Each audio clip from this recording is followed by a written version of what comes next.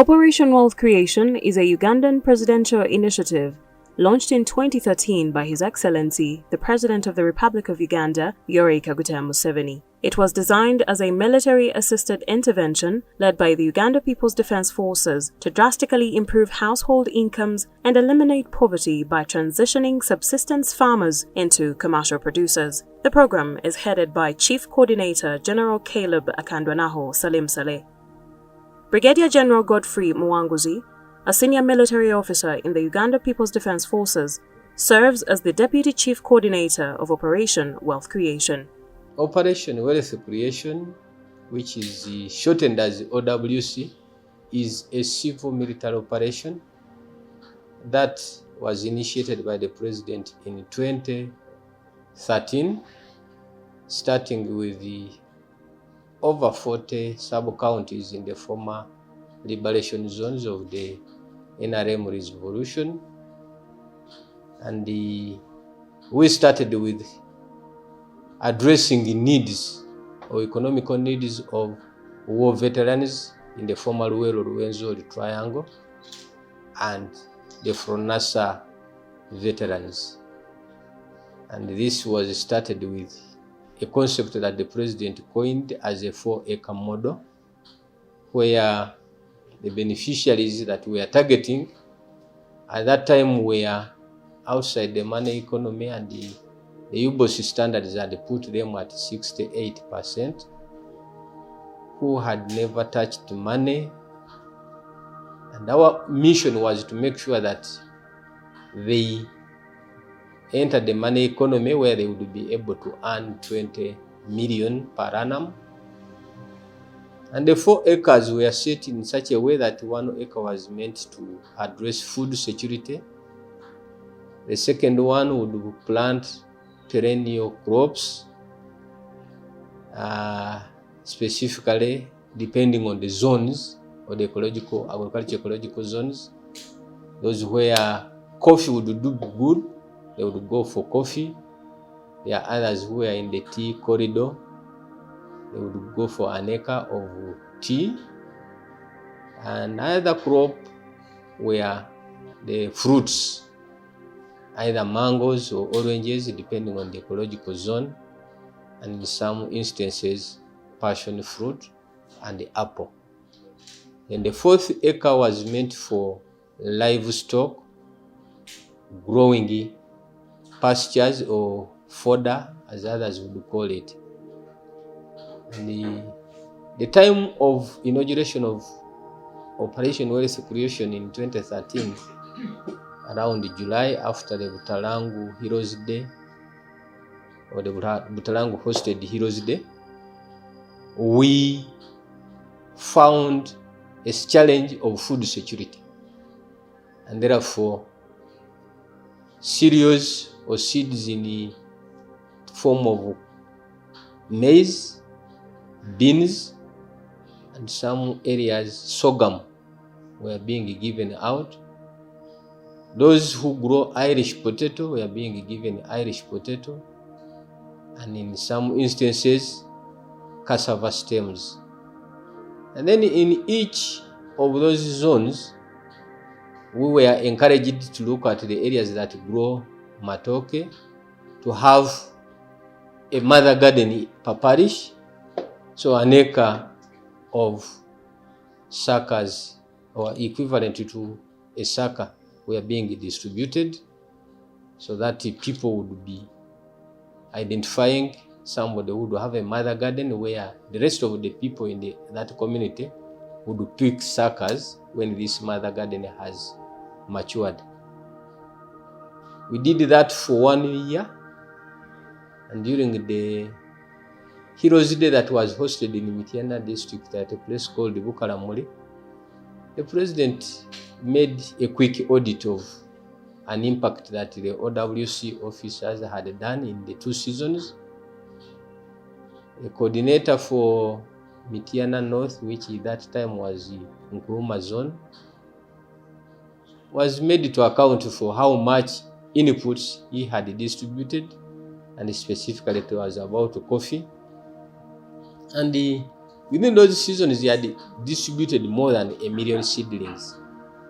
There was a chief administrative officer for Mityana who was also called forward by the president to make sure he accounts to what he had given out from the money that was being sent within the agricultural sector.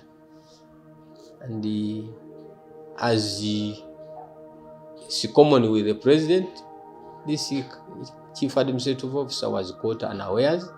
He was not very thorough with his figures. And he made a comparison. He said, you see, my soldiers who don't touch money and who are distributing inputs, the colonel, that was the Colonel Moses Chiwanuka, could account for the number of seedlings that had been distributed and the acreage planted. So the president said, okay, get me my calculator. I want to see how much money did this officer, an equivalent in monetary terms, the inputs that he had given out as coffee seedlings. I said, okay, I think this is impressive. From that day onwards, he said, every elective constituency should have a coordinator who should get out there. And by that pronouncement, it became a national program, which started with the Ruwero Rwenzori war zone and the Fronasa cells. It became a national program. And by the close of August 2014, officers had been mobilized. We were taken to the College of Agriculture and Environmental Sciences in Makerere for an induction into agriculture extension and community mobilization. Officers who were close to 320 were deployed in all elective constituencies that existed by October 2014. And 20 officers were also earmarked to be deployed in various agencies, ministries, and departments. The objective of the 4-acre model was meant to make people migrate from subsistence agriculture to commercial agriculture. And there is a common word that the president was using, which was copied from Bukedi. We were looking for people who were working for Echida Chonka, hand to mouth is the simple translation of the subsistence farming, and they had nothing to sell. So within 3 years, an impact had been felt. First of all, in the first year of the OWC, we made people produce maize, and there was a bumper harvest. And again, now where people were calling for the UN to come and intervene and give food relief to Uganda, the officers, those 50 officers, were accused of having caused a slump in the price of maize and beans. Because I think at that time, a kilo would go for like 400 to 500 shillings. And it was unbelievable. But the president, when he reminded us that we needed to also address value addition, go for agro-processing of what was produced, and that would be a solution to people saying maize has no value. Because a kilo of maize grain compared to a kilo of maize flour and maize bran are two different value tags. With the time we came into distribution of coffee seedlings and other inputs, the coffee export to the international market of the 60 kilograms of coffee beans was to close to 4 million bags. But by 2021, UCD at that time had made the a pronouncement from the export data in Bank of Uganda that they had surpassed 8 million bags of 60 kilograms each. So I think we supported and popularized the planting of coffee. At least that is a credit that we had. And when the president was shifting our responsibility from input distribution to supervising the disbursement of the parish development fund, where the parish development model was introduced, he said we had reached over 1.2 million households, and the coffee production had gone up. The export had also improved. Remember one time I interacted with a friend who was coming from Rakai. Around that very time, he said, Afande, you know what you did to us in Masaka? He said, no, I don't know. You have ignited our appetite for growing coffee. And that time, I think the man was proud that he had sold processed coffee. A kilo was being sold at 10,000 shillings. He said, wow. He said, now, we don't even want to demand for free seedlings. We know it's the land that will be the limit. The land that has to be planted will be the cutoff point. The parish development model is an overarching, multi-sectoral strategy by the government of Uganda designed to eradicate poverty by transitioning subsistence households into the monetized economy.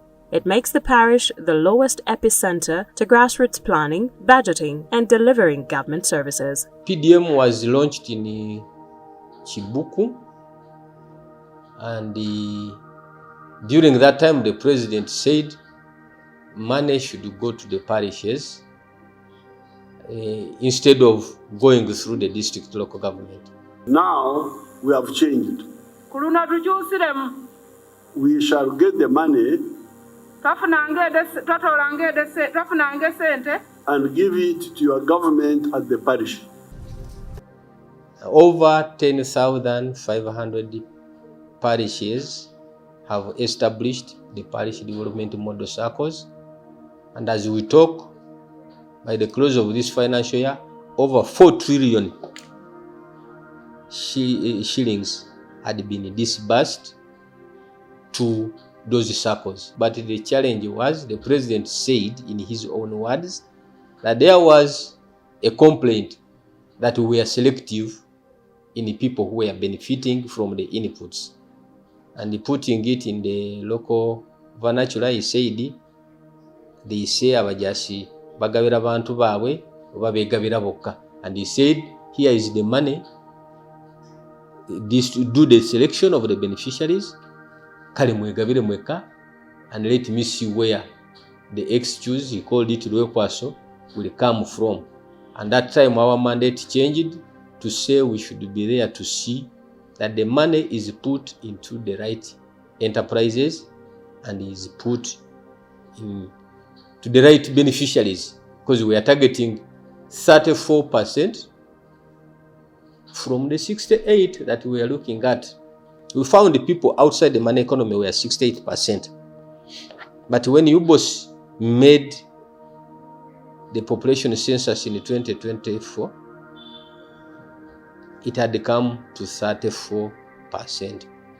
But recently, when the president was making his inauguration speech, he said our task now is to look for the 33%.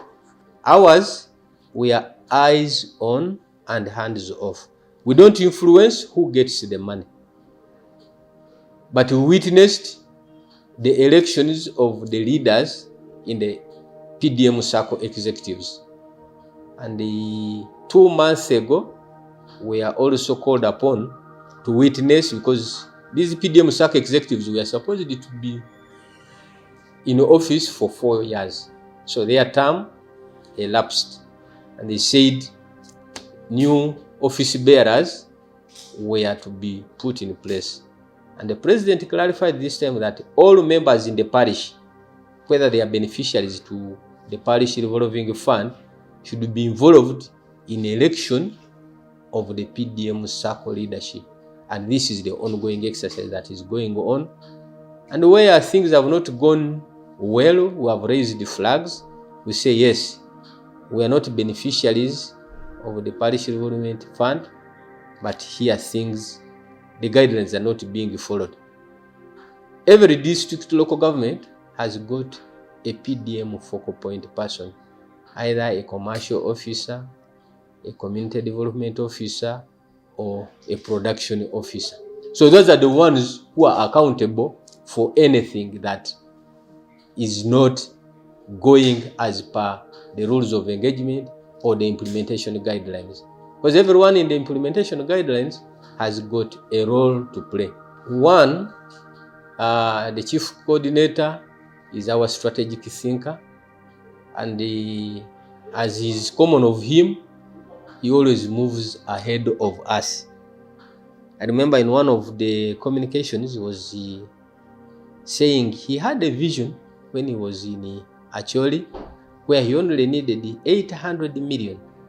Now, if he sees that 4 trillion has gone out, it is his pleasure. So he has always guided us. And of recent, we observed that people were given money to implement pillar number 1 of the PDM, which is agricultural value chain development. So they need to produce, they harvest, store, process, and market. But through his guidance, we identified over 300 agricultural processing facilities that were either misplaced, put in a place where they are rendered redundant or idle, or produce below capacity. And his challenge now, or the challenge he has given us, is can we now link these 10,500 PDM circles to the agricultural processing facilities and the other agro-processors who are in the private sector? Because this is now a synergy. There is a need now. He's agitating for 2 things.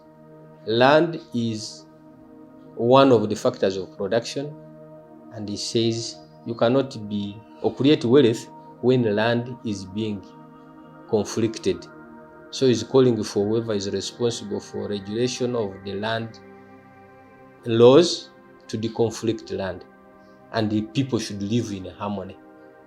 Now, what came out as the latest call is we need to have synergies of all the actors that intervene in the social economic transformation of the Ugandans. Because as the OWC, we are supposed to identify bottlenecks and coordinate all the actors of government and the private sector to support that bigger vision of the president of seeing all Ugandans go into the money economy, and therefore the society, all the households should be involved in income generating activities.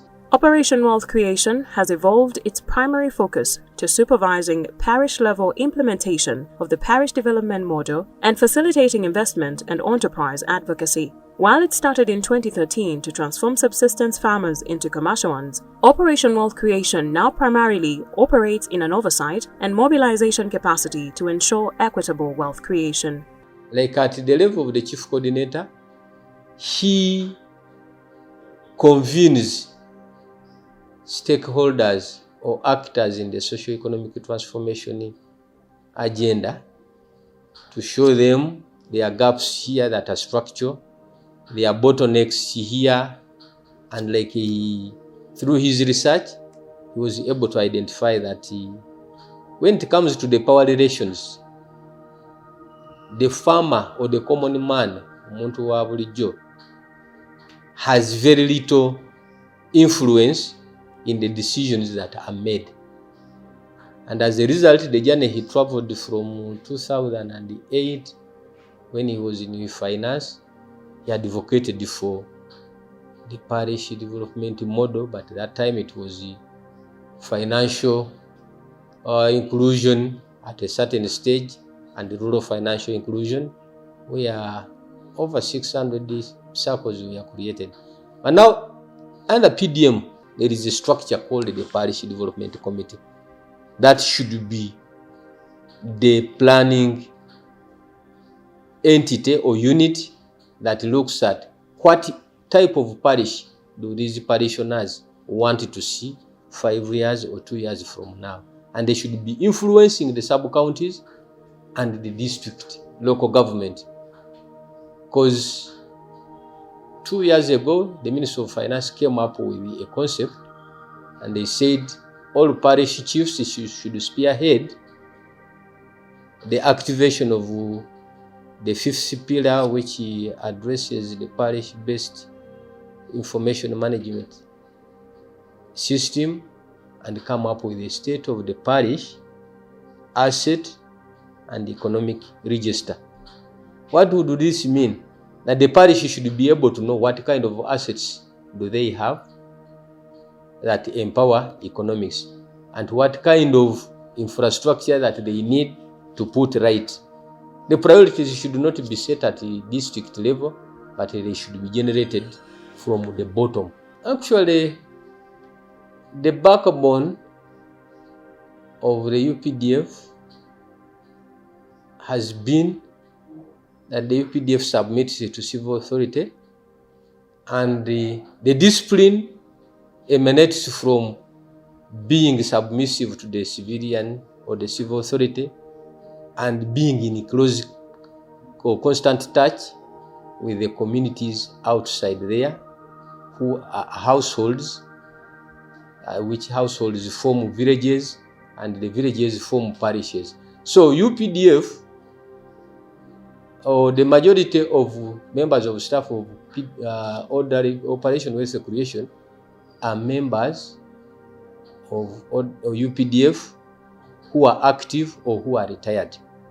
Therefore, we cannot forget that principle that all the successes that UPDF from NRA has had was based on being a pro-people army. And I think that's what created the name, the Uganda People's Defense Forces. General Salim Saleh, Senior Presidential Advisor on Defense and Chief Coordinator of Operation Wealth Creation, recently met with defense attachés accredited to Uganda. The meeting was held at the Heritage Farm in Kidama, Nakaseke district. If you are faced with this situation, all the armies are making mistakes. They forget the people who work with them at the grassroots when they are encountering insurgency operations. Because without civil military coordination, you cannot win any insurgency, counter-insurgency operation. So as the elders who have been at it for a long time, we started thinking we must structure ourselves into society.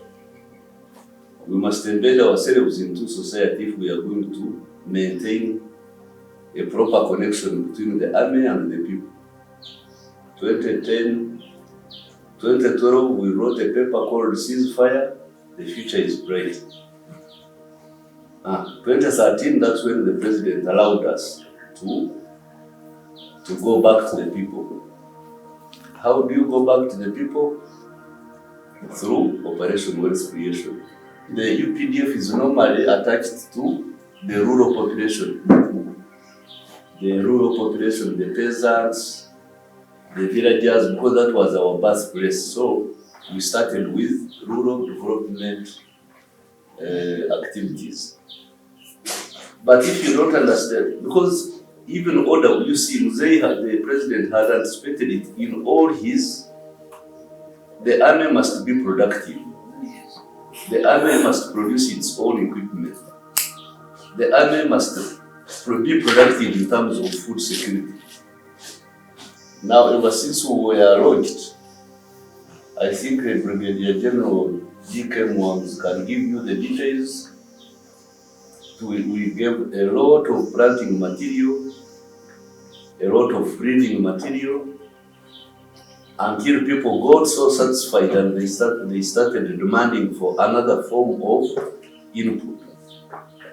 And when they demanded for that, the president agreed with them and said, now I'm sending you money directly to the parish. So for me, who has been at it for 20 years, I'm the happiest general.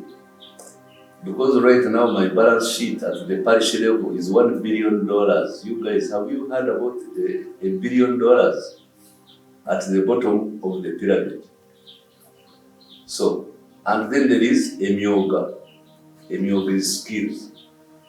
There we have about 600 billion shillings. Then you have the APFs, agriculture processing facilities. Those are like 1,200. And then you have got the markets. So UPDF through OWC is in contact with the ground. That's the major message, is in contact with the ground. Because the officers we use are the same officers who are in the reserve of UPDF. So for us, the elders who were inspired to fight for different reasons, we are very happy. We think that our efforts are being slowly being absorbed by the population, but the problem is fragmentation of the social action funds. And that's what we are trying to address now. Because all the social action funds we are involved with are fragmented. Women, men, boys, lame people. But the total of all those social action funds now amount to about $4 billion. Actually, in Africa, they say we are #1 in social action funds. So from the evolution, I think we are still perfecting, because definitely the origin of the struggle, that is in paper #1, the essay #1. You must have a reason to fight. And once that reason is there, you must educate people about it until they get convinced. When they get convinced, you must manage them through different situations. But for me, the dilemma that the army has now is called information warfare. Information warfare, that's where the army is not, armies I think are not prepared. But I can be an expert advisor on that. And myself, I can advise all of your armies about how to conduct this war now. Because this is your enemy #1 now. But then if you read through the thread, of the whole struggles we have had on the black of the African continent, the problem of ethnicity is a problem. Because at the end of the day, whatever that guy was saying, it ended up being ethnic.